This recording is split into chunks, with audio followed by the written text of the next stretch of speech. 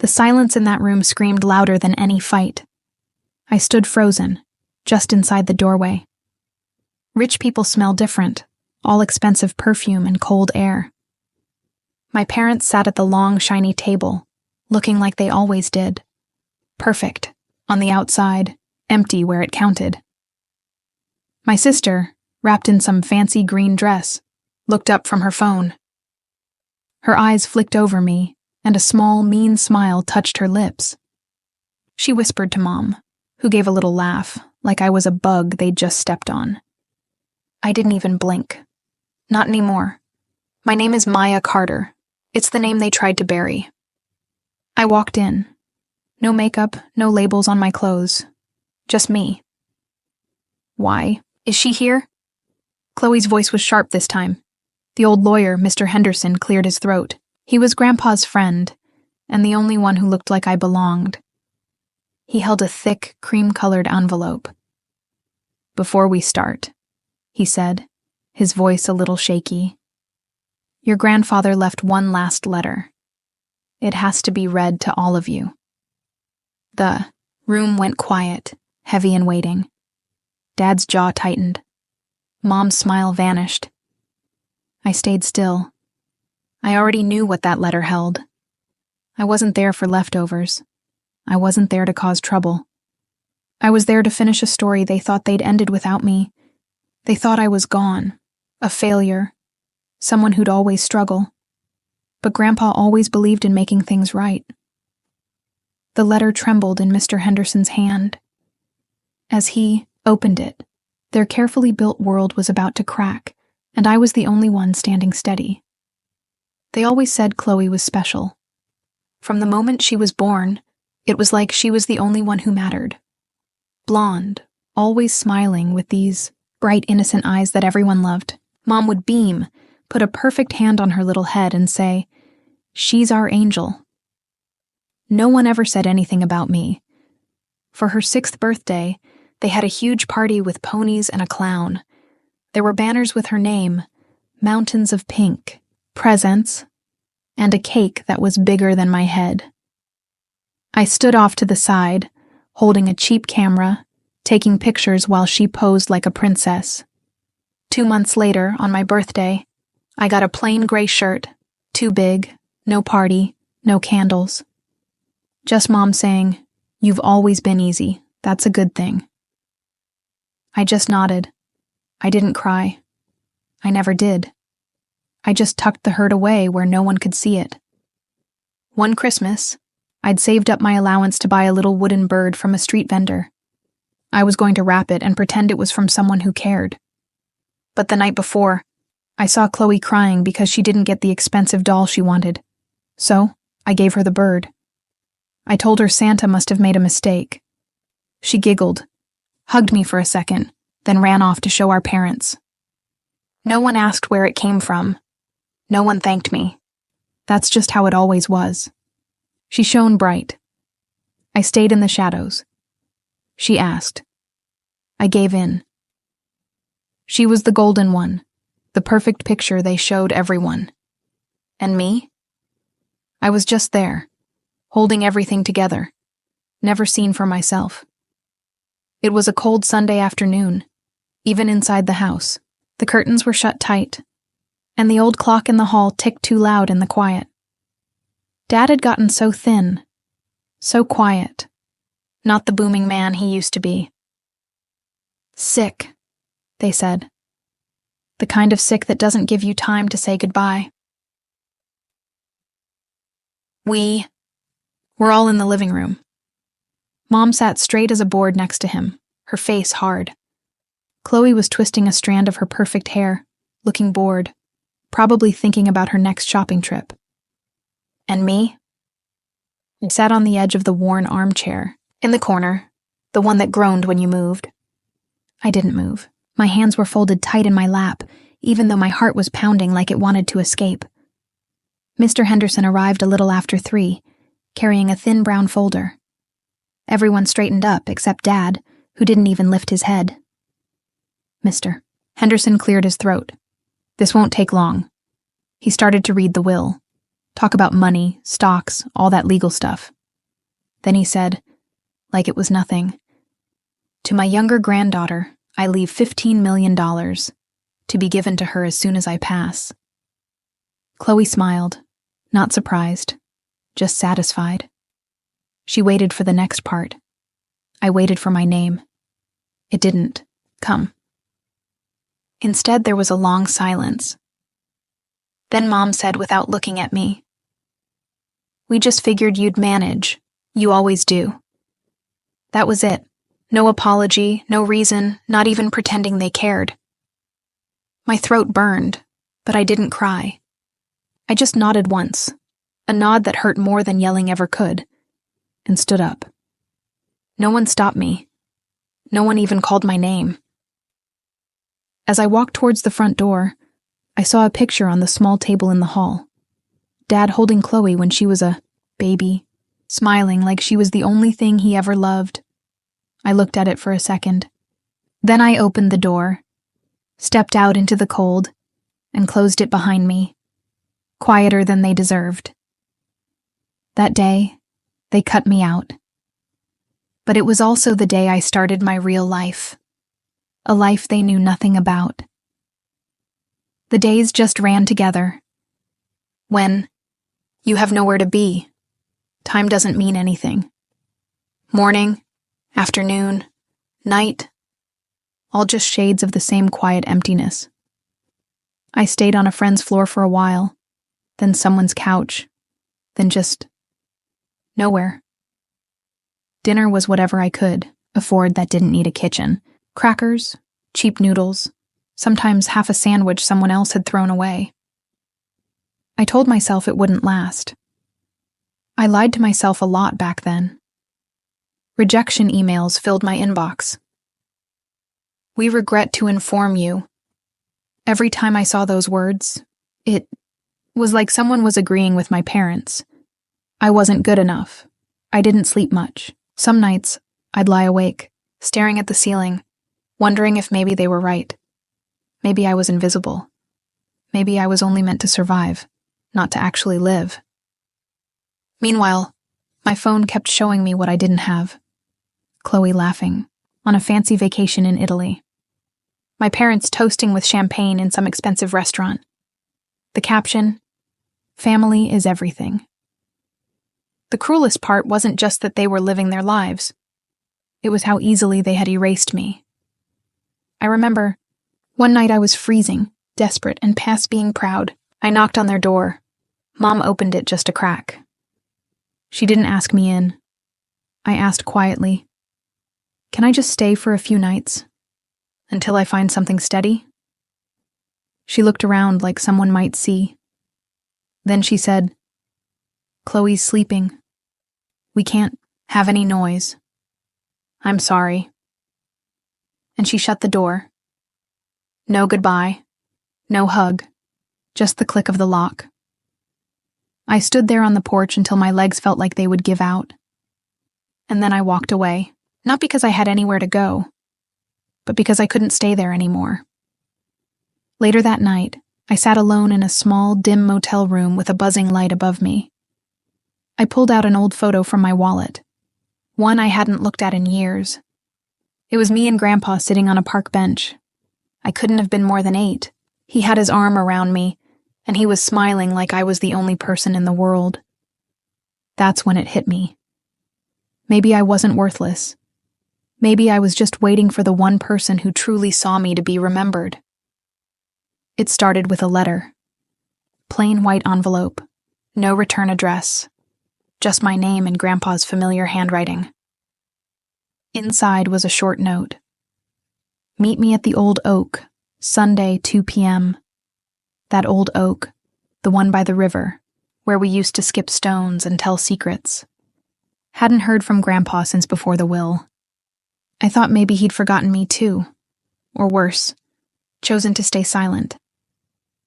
But when I got there that Sunday, he was already there, sitting on the roots of the tree, looking small and tired. He didn't smile right away. He just looked at me for a long time, his eyes sad. "Sit down, Maya," he said. So I did. For a few minutes, we didn't say anything, just listened to the river flowing and the birds singing. Then he sighed. "They think I didn't see it, but I did." My throat felt tight. I couldn't finish. He reached into his jacket and pulled out a thick envelope. Heavier than it looked. Bank papers, documents, something official looking. "This isn't charity, Maya. It's what you deserved. What they were too busy to notice." Tears welled up in my eyes. I hadn't cried like this since that night on the porch. He put his hand over mine. "Don't let their smallness define you. Build something real, and when you're ready, show them what they lost." I nodded. Not because I had a plan, but because for the first time in a long time, I felt like I mattered to someone. My first real apartment was tiny, a bed that folded out of the wall, a small desk, and a window that looked out onto a brick wall. But it was mine. No one could tell me I didn't belong there. Every morning, I woke up before sunrise and started working on my laptop. I took online classes, learned about websites, marketing, anything I could. I wrote notes on scrap paper, studied while eating instant noodles, and every Sunday I met with Grandpa. Or talked to him on the phone when he couldn't go out. He'd ask what I was learning, what I was building, what mistakes I'd made. Then he'd say, "Mistakes are just lessons you pay for." He believed in me, even when I doubted myself. I started small, making simple websites for local businesses. Then I learned about social media, then online advertising. People started to notice. Word spread. I poured every bit of money back into the business. While I worked, Chloe partied. Her social media was a constant stream of expensive trips and designer clothes. One week she was in the Bahamas, the next in Paris. Fancy cars, fancy friends, probably a lot of debt. She had millions, and yet nothing she had was growing. Me, I had nothing at first, but I was planting seeds. Within 2 years, my small business was making real money. Then I hired a few people. Then we got a small office. Quietly, without any big announcements, I was becoming someone new, someone solid. I didn't chase fame. I chased building something that would last. I never posted about my success. I didn't need likes to feel real. I had Grandpa's voice in my head. Build quietly. Let their noise be their downfall. So I built and waited, knowing that one day they would hear from me, again, in a way they never expected. The conference room looked the same. Same shiny table, same uncomfortable chairs, same smug faces across from me. Mom gave me a quick look, polite but cold, like I was someone she'd met once. Dad still hadn't looked up from his phone. And Chloe? She rolled her eyes when I sat down. She actually showed up. She whispered to her fiancé, loud enough for me to hear. "This should be interesting." Mr. Henderson cleared his throat. His hands were shaking a little more this time. "This is the final reading of the will of Arthur Carter, his last and binding wishes." He opened the envelope slowly, unfolding the paper with care. The room was silent. To my younger granddaughter, the one who always craved the spotlight and never understood true value, I leave exactly what she chased. Fleeting attention. She has always taken more than her share. Chloe's face went white. Her smile vanished. To my children, who valued money over character and forgot what family truly means, I leave only my name. May they remember what it once stood for. Dad finally looked up, his face angry. "What is this?" Mr. Henderson raised a hand. "To my eldest granddaughter, the one they told to simply survive, you have done so much more. The rest of them will now learn to live with her success." There was a pause, a breath that held the whole room captive. "I leave my entire estate, my remaining fortune, controlling shares of Carter Industries and everything in my private trust, to my granddaughter, Maya Carter. She earned what none of you could buy, my unwavering belief. Mom gasped. Chloe's chair scraped back as she stood, up, tears already streaming down her face. This isn't right. She must have done something. She doesn't deserve this. I didn't react. I didn't move. I just looked at Mr. Henderson and gave a small nod.